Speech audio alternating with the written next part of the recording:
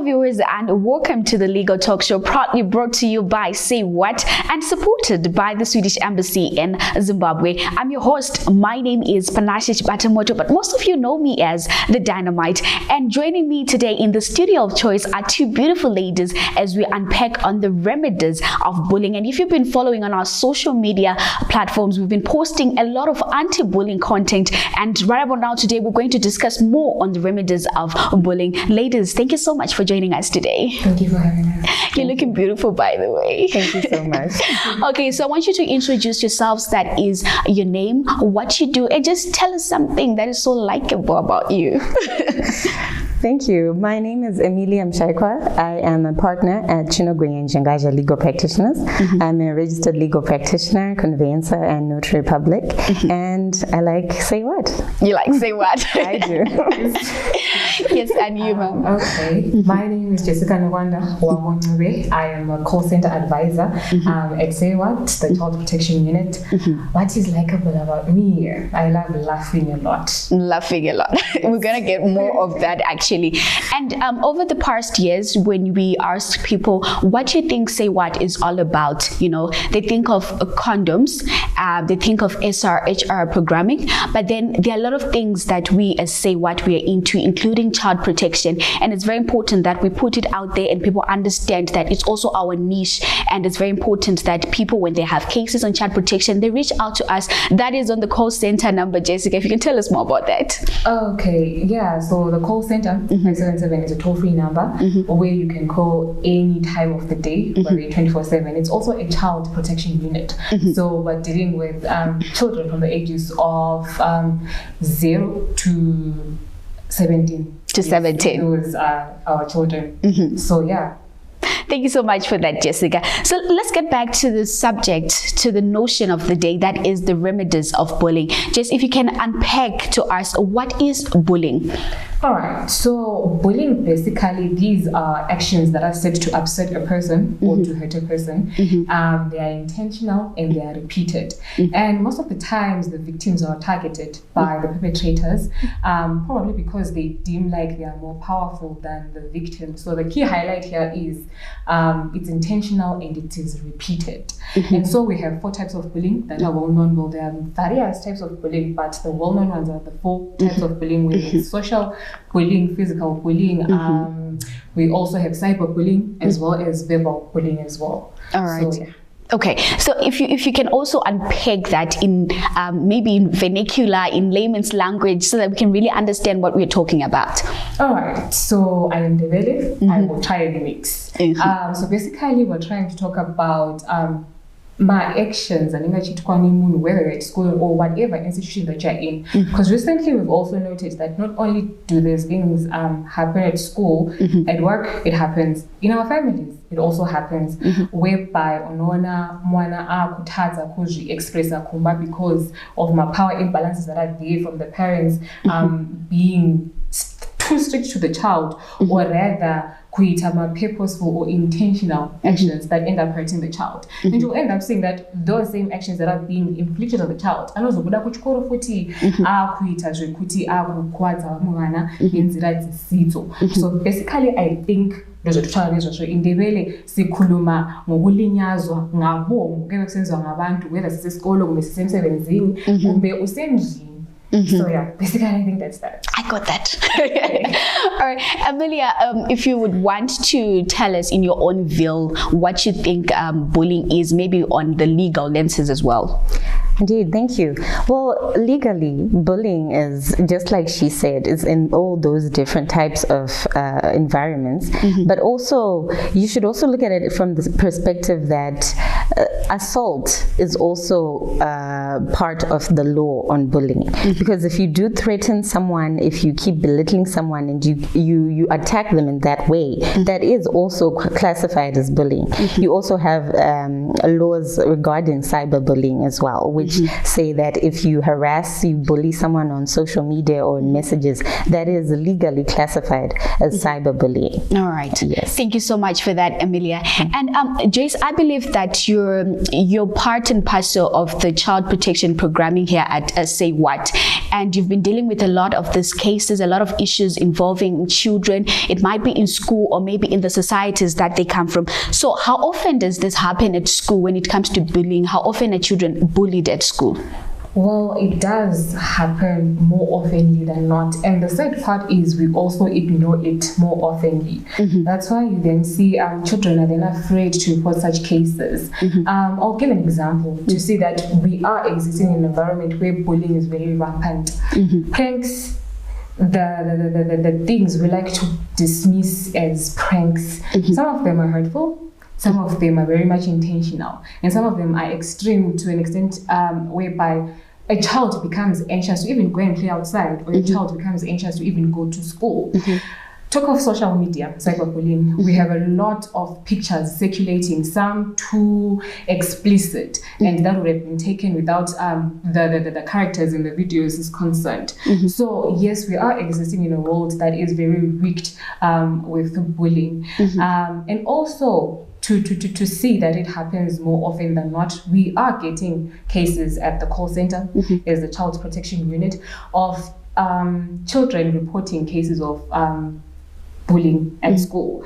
And the sad part is we would expect that probably they are comfortable referral pathways at schools where children are able to then go and report such cases. But we'll see that they would rather call this side, which is something that we'll really commend and credit to the brave young children who are calling in. But I think it's also a call to every institution that is ever available, that is taking care of children, to make sure that they reinforce their referral pathways so that children are able to report such issues. But yes, it does happen more often than not. Realize, yes. All right. Thank you so much, Jessica, for that. You know, I mean, it's something that's very important and key, but then we just dismiss it and act as nabasa. But there's certain nicknames that we're given at school, which then hinder mwana kumukanganisa progress yake, you know, the confidence mwana inouraiwa just because of a certain nickname. So Emilia, let's talk about my nickname kuchikoro maybe pamatumbotudzo kuti rakura inzari. Yes. My least favorite one, it wasn't really school, but generally everywhere I used to go as a teenager, wearing specs, someone would say Maggie, as in Magrazi. That really annoyed me. Exactly. I won't lie, it really annoyed me. And also, yes, things like that, they're very annoying, but also sometimes they can suppress your self-esteem. So I feel like that really has to stop. Even in the streets, even anywhere, you should stop calling people nicknames. If you're not familiar like that, don't call someone a nickname. That's all. Yeah. Interesting. And you know, I'm short, so I'll just say it according to what I've seen happening. So we've had, I once had Mskana, she's short, Achinze Mandi, and I'm thinking, Mandi as in, what do you mean? And the Mandu and guys, it's so disturbing. It's so disturbing. Jessica, maybe you can also tell us your experience with nicknames. Well, for me, unfortunately, it wasn't at school, but it was family. Well, I ended up getting used to the nickname, and I even used it as my Facebook username to try and just get used to it. But it's very true. You start losing your confidence. You start losing your self-esteem. So mine was Duja in Ndebele, and that means someone who is thick. So that made me, up till today, yes, I'm dealing with it, but you tend to start questioning your body image. So for sure, this needs to stop. And we need to create an environment where children are then able to report such issues to adults, because they are their caretakers, they are their safe havens. So we should be creating an environment where we are then able to go and say, you know what, I did not like what Panashe said to me, you know, something like that. Yeah. Thank you so much, ladies, for sharing. And moving on to the next question, Emilia, I would want you to address that one. What strategies can schools, parents, and community organizations implement to make sure that the society is conducive and create a safe environment for students as well? Well, I like the approach that SAYWHAT is taking, to have a call center in which people can call in and report incidences of bullying. Because it's always great to have somewhere where you can talk to someone who understands, someone who can give you guidance, someone who can lead you through this journey of life. So I feel like, yes, a call center should be a priority everywhere. If it's an organization, if it's a school, you should have that. You should also have anonymous ways of reporting. If it's a box, a suggestion box, or something that's just private that people can go and make a report in. Also, I think a code of conduct is important for schools. Schools should have a code of conduct that relates to bullying, that defines bullying clearly, that defines the remedies for bullying, that also gives punishments for bullying. And that should also be clear throughout the school. Everyone should know that if you bully someone, this is what will definitely happen to you. Yes. Interesting. Thank you so much for that. And maybe just if you want to add on to the strategies that the parents, the communities, the societies that we come from can create to make sure that we have a safe environment for students and children as well. All right. So from my experiences that we have as a child protection unit. So first of all, I think we should teach our children some rules that they can use to protect themselves. Rules such as telling an adult, rules such as it doesn't matter who he is, just go and report it, which will also then bring me to the second intervention, that is institutions, every institution, be it at school, be it at work, should reinforce their referral pathways and also enforce ethical conduct on it, because we also have situations whereby, giving an example, just a random example, we have cases where a student would call and say, I reported this case to our senior teacher or guidance counseling teacher, and then I was victimized during my math lesson, and then I was surprised that, okay, how did he get to know about that?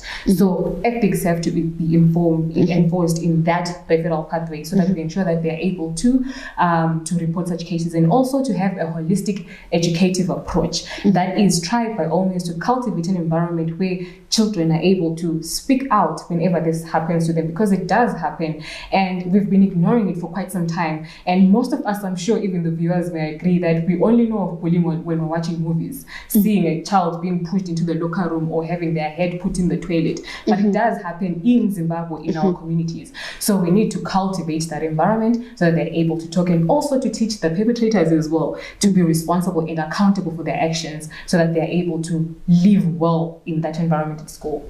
Right, interesting. That was so profound and powerful as well. And it's very important that we put the word out there so that people know that bullying is there. It actually happens. Because most of the times when a child goes home to say, mama, sometimes the parent is like, how would you get? So it's very important that we dig deeper into the issues of bullying. And yes, viewers, you're watching the Legal Talk Show, proudly brought to you by Say What and supported by the Swedish Embassy in Zimbabwe. Right about now, we're going to take a short break and we'll be back soon.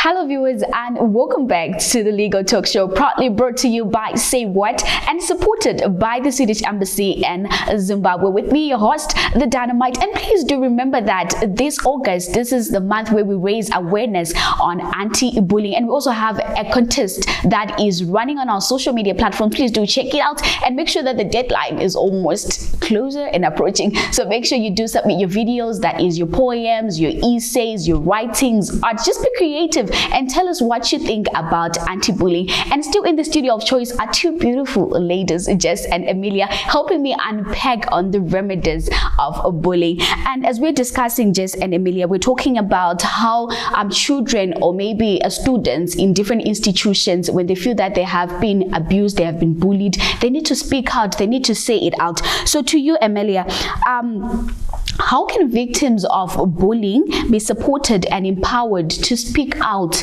and make sure that they are also heard in whatever setting that they are in? Yes, thank you for that question. I believe it flows from what you just said about communication. Parents and schools should foster open communication in their families and their schools and their organizations so that the child will never be afraid to speak up. You should always talk to your child. Just get to know them. What are they doing? How was their school day? Everything that's going on in their lives should just flow. They should be able to tell you. That way, whenever something happens that is bullying related, they should be able to speak up and tell you exactly what's going on. So I think that's exactly how victims can be encouraged. Just talk to them, keep it as natural as possible, keep all the lines of communication open at all times. All right, interesting. And to you, Jess? Maybe just to add a little bit, psychosocial support is also fairly important, because you'll see that our perpetrators or the bullies sometimes would be projecting emotions that they have bottled in. We're not excusing their behavior, of course, but it's okay to also then assess both parties, the victim and the bullies, because you'd see that the bullies are probably experiencing violence at home, domestic violence, or they themselves are being bullied at home, and so they then come to school and project those actions. So by psychosocial support in light of assessment, having a psychological assessment and just counseling them to teach them to be responsible of their actions and to be accountable, that may also be, create an environment where children are able to live together and have a great childhood. All right, interesting. It brings on to the issue of positive parenting and some of the parenting skills that are critical when it comes to raising a child. So my question would be, at this day and age, are our parents adapting to the changes that are there in the society? To say, they are willing to say, let's go to school, let's go and report this, let's say this to help the child. Do you think positive parenting is something that is being done or people are aware of in this day and age? Maybe to you, Amelia. Yes, I believe that is true. I believe I've seen many instances of that happening even among my friends, that a person should never be afraid as a parent to go and advocate for their child at school or at church or anywhere. This is something that's positive, and our parents maybe back in the day weren't really like that. They didn't believe that they should just be over involved at school, but I believe that now that's actually happening more. No, interesting. And as you, Jessica, in your child protection programming, have you ever had cases whereby the parent is the one reporting that my child is facing this, and how best can they be assisted? Well, so far, we're having the victims being the one to report, but having a channel or rather a protocol that we follow in trying to solve the case, we do have parents that are very responsive. Going back to the positive parenting that we're talking about, that yes, we do have parents who are really responsive when it comes to these issues, but sometimes you would find other parents being reluctant or rather ignorant. So as well to the teachers to use platforms such as parents-teacher conferences or consultation days for them to speak to the adults to really be mindful of those actions. Sometimes not knowing what really is happening, and yet so yeah, we do have responsive parents and would like to commend them for that, to keep on doing that. All right, interesting. And moving on to the next question, that is to you, Amelia. What interventions have been shown to be effective in reducing bullying? It might be the anti-bullying campaign that we have here at Say What on our social media platforms, restorative justice, and also social and emotional learning programs. Yes, I believe legislation has actually been very effective in reducing bullying, because before the Cyber and Data Protection Act, you wouldn't really have any instances of people reporting cyberbullying. People didn't even know it existed. But because of this act now, I feel like a lot of people are now encouraged to take action against cyberbullying or to report it, and it's been strongly discouraged even across social media. I feel like that is actually very important. And also the campaign that you mentioned that SAYWHAT is running, I feel like that campaign should actually raise awareness of the legislation that is available to show victims that victims are protected even by the law, and that they should always report bullying. Okay, yes. Interesting.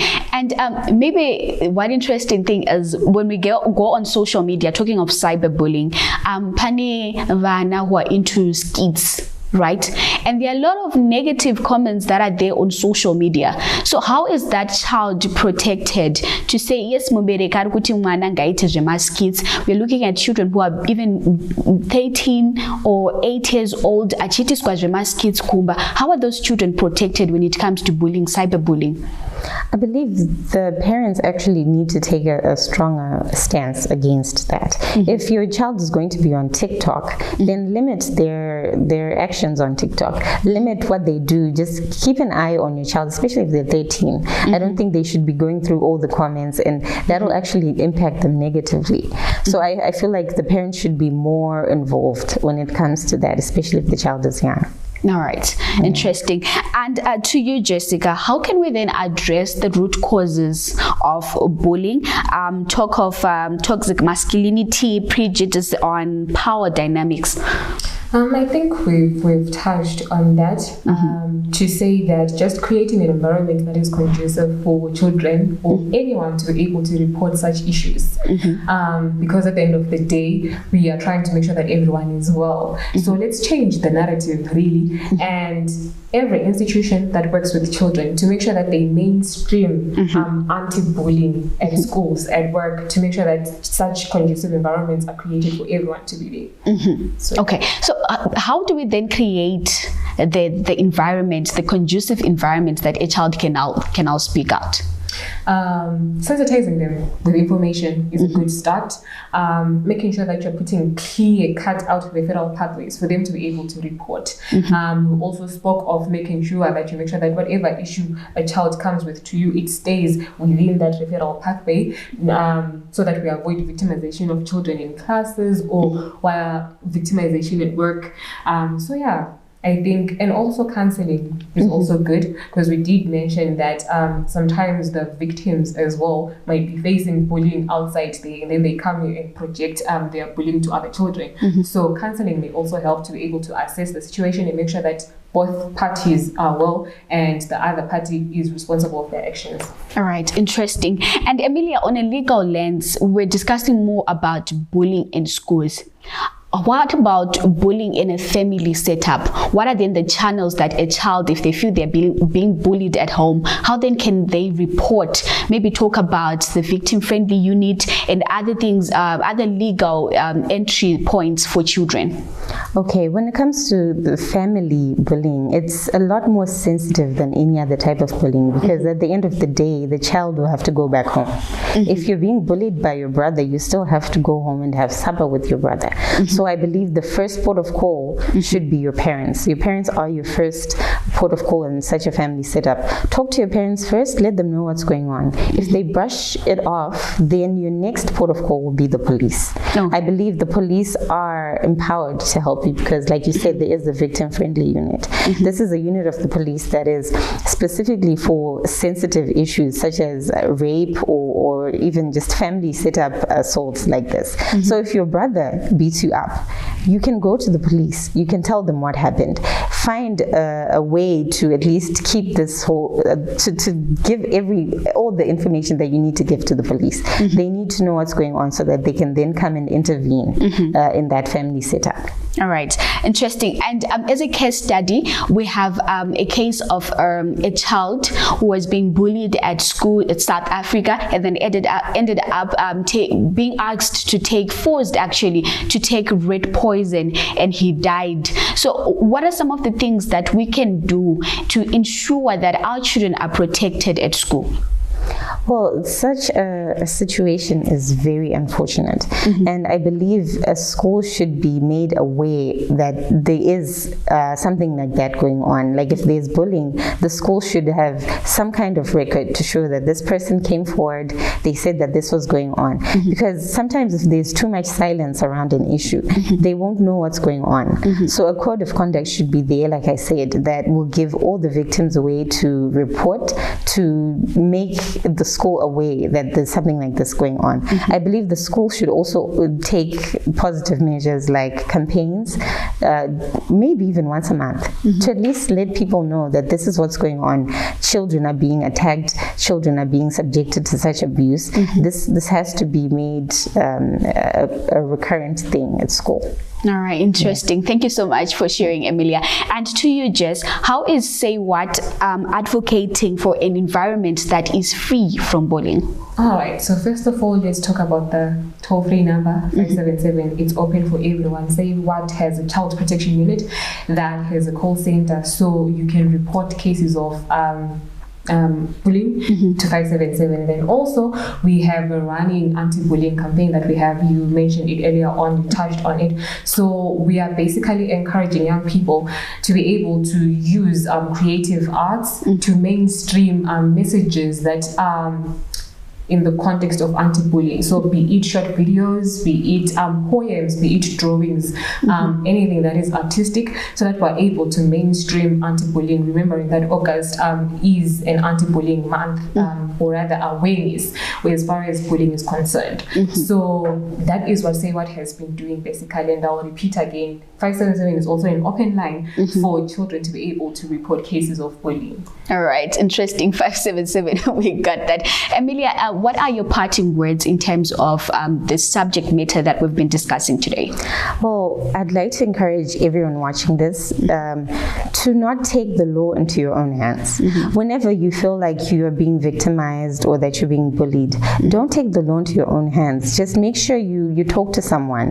Bring that type of awareness into your environment, whether it's at home, whether it's at school, at church. Let people know that this is what's happening. Find someone to confide in.